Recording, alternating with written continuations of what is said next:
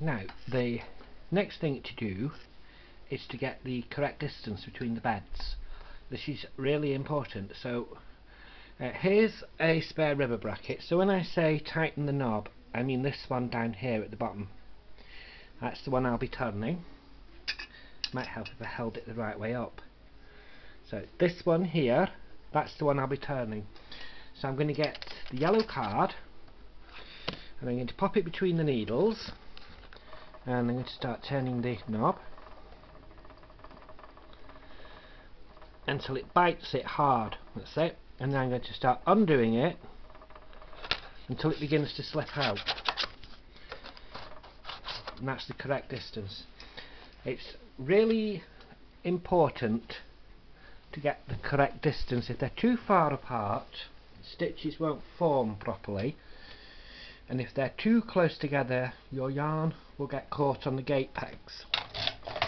So now we are going to assemble the carriage.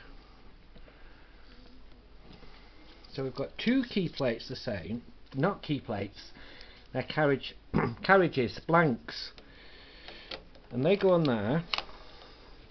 Make sure they slide up and down nicely. And we've got the end stopper. Now I took a needle out here. Right, not on camera, is it? And here. I pulled a needle out.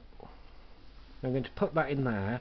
That's going to stop the rubber bed from moving when you're working.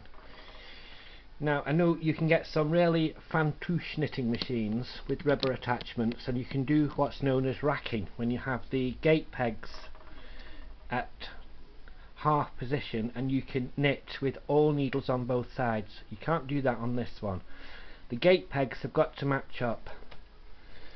Now, did I finish explaining properly what I was saying about the correct distance? If they're too far apart, the stitches won't form properly and then they'll drop, and if they're too close together, your yarn will get trapped in the gate pegs and the carriage will carry on without it for about 8 or 9 stitches, dropping them all as it goes. So that's why we have to have it exactly correct. Now this yarn would be knitted with key plate number 2. So on the bond ribber you go down a key plate size, so we're going to fit the number 1 key plates, 1 in each side. Line these up. Now we bring this round and we need to have the yarn round the front.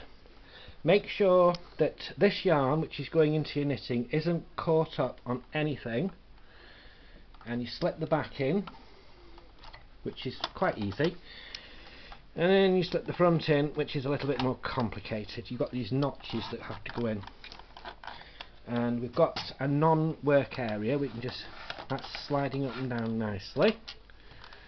So now what we'll do is we'll knit the first row, so come back and join us for that.